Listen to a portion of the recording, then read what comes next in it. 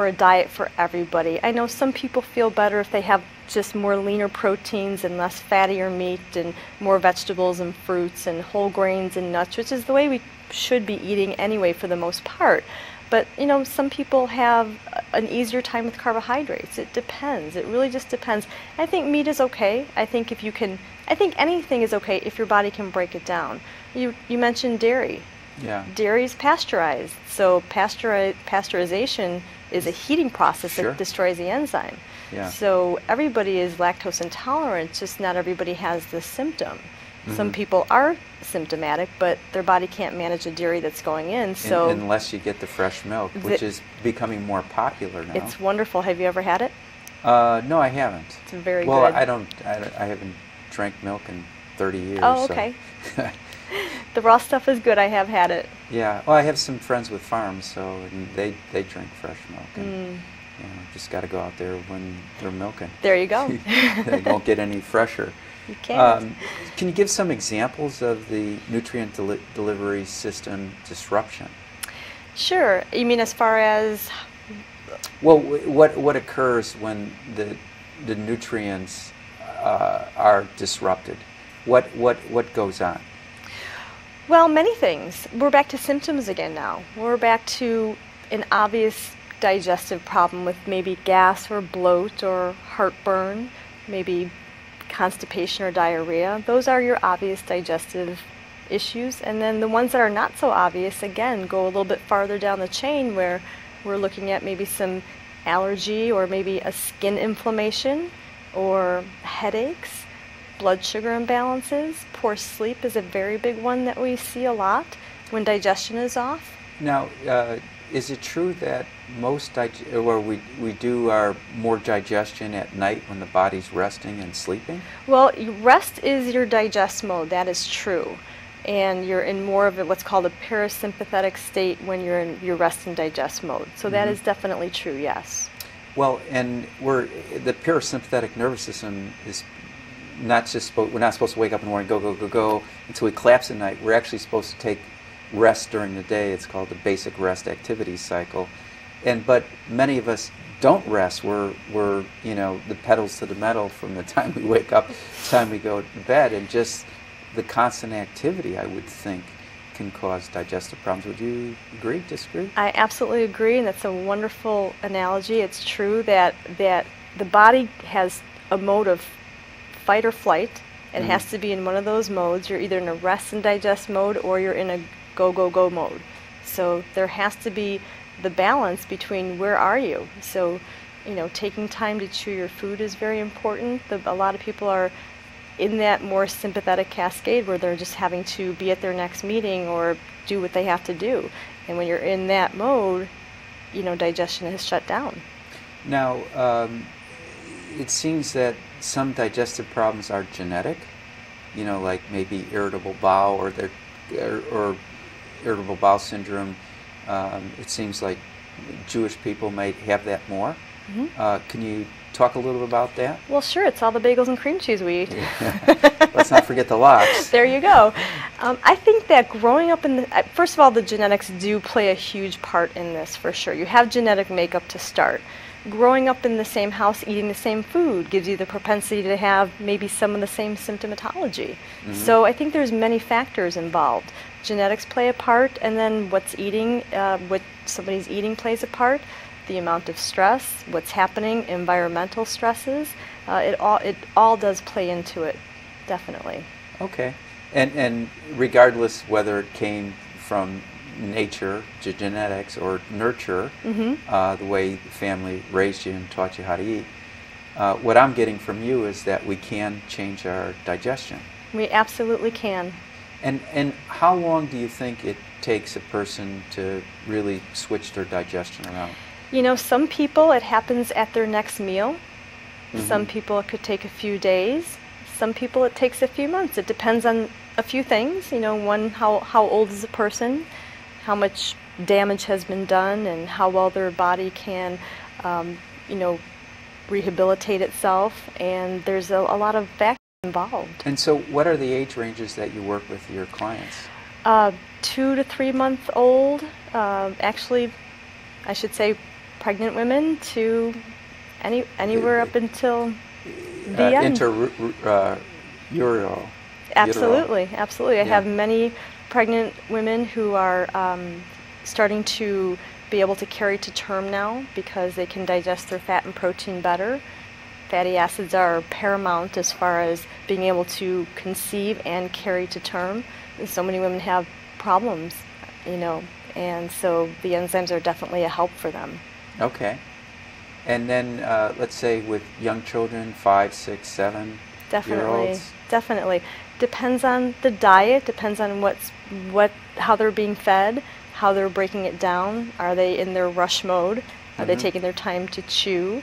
And a lot of kids eat a lot of sugar. And it definitely is hard to find something to fill you up. I know when I was little, I didn't care for meat at all. So to fill my tummy, it was macaroni and cheese. And that's, a lot of kids do have that kind of kid-friendly food, but it's not so friendly in their system. And I'm obviously in this business for a reason. So. Yeah. And what's so bad about sugar?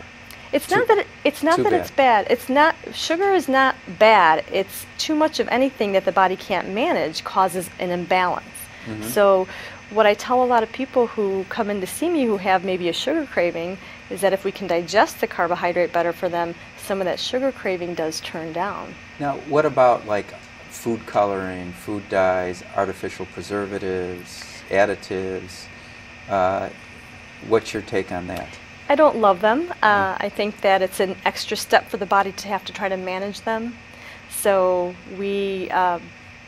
I just think that if you can get closest to nature, you're doing your body a little bit better. The less the body has to do to try to manage something, the less stress will be put upon the organs. And so you're teaching a class at Infinity? I am.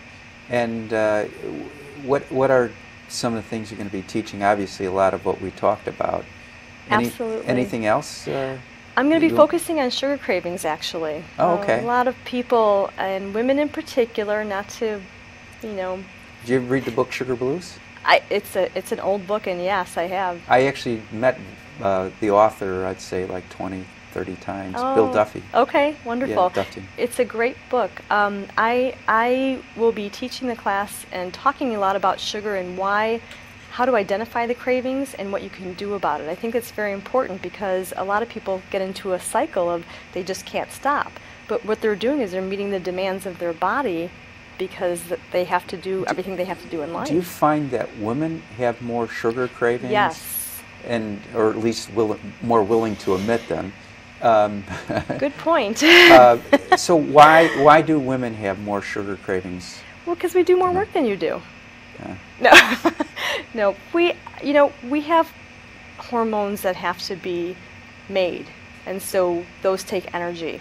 And so I think also too, we're taken care of so much that the body has, again, the demands that need to be met. And I think I would go on record as saying that women have a harder time with the breakdown of food than men do. I have more female clients in my practice, and I certainly have my share of men, but women do have a little harder time with the breakdown of food. And why is that?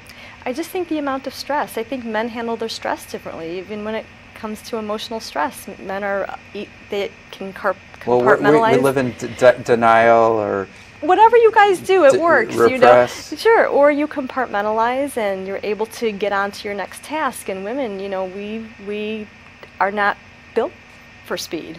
We're not. So I think that plays into it. Okay. Good point. Now, exercise. I've heard like marathon runners, they have like the fastest digestion.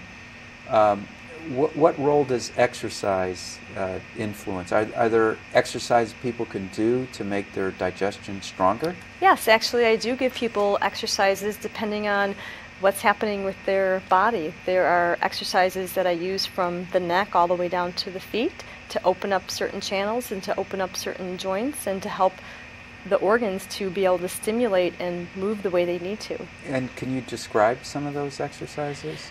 They are actually made by Dr. Loomis, and they're, one of them is actually a lymphatic breathing exercise, which anybody can do, and it's wonderful. And it just involves. Can you demonstrate? I can. It involves laying down, so we'll just pretend we're laying down. Okay. And what you do is you just take a breath in and bring the chin up, and you inhale while you're bringing the chin up, and then you exhale while you bring the chin down. So the whole time your head is supported on the bed, and then if you want to get really fancy, you can add arms in and make a snow angel. And up, and away, and then down, and in. And that helps to stimulate the cranial lymphatic pump and help things to kind of move through the lymph system nicely. And that's one that I use a lot. Okay. Personally or with your clients? Both. And how long would a person do that breathing exercise? Well, every day if they know what's good for them. Yeah, for how many minutes I meant? Oh, it's 10 to 15 reps. And it could be more and it could be less. When I start people out, I usually have them do 5 to 10. And if they get a little lightheaded, we just slow it down. You use your normal rate of respiration, and it takes a little bit of acclimation if there's some good lymphatic stress. And are you going to be teaching exercises at your workshop? I may. Okay. I may. Yeah, I think it's excellent. Now, I come from a yoga background, and there's lots of different yoga postures for digestion. Are you familiar with any of the yoga? I'm not. Yeah. What about sit-ups? I mean, are they good or bad for digestion? Well, you know, what's good for me is not so good for you. I had back surgery last year, so sit-ups are not the best thing for me. Oh, sorry to hear that. Well, I'm definitely doing better. But I would say as far as good for digestion, maybe it may open things up and it may close things down. It depends. I'd have to see.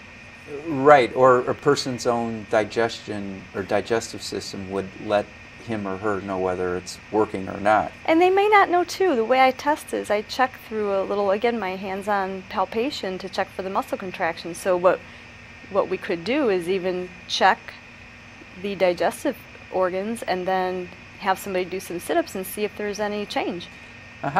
There you go. We may start doing that.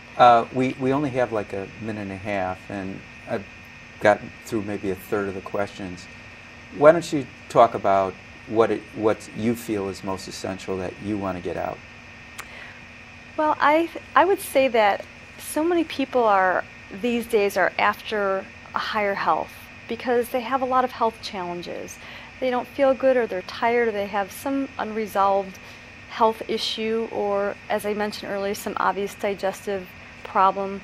I've seen clients who have been through gastroenterology with scopes up and down both ends that are inconclusive. And the good news is that correcting digestion and putting the enzymes in helps so many people to be able to manage the rest of what's happening, that I believe it's a first step in anything that may be going on with the body. It's not the end, and it's not the only answer, but it is, in my opinion, the most important thing too. Okay, got to wrap it up. Thank you so much. You've been listening to Renee Barasch. For more information about Renee, her Infinity class, Infinity Foundation, or Inner Quest talk show, stay tuned to the credits at the end. Until next time, wish you good health, good spirits, and good fortune. Thank you so much again, Renee. Thank you, Jay. You're wonderful. Thank you.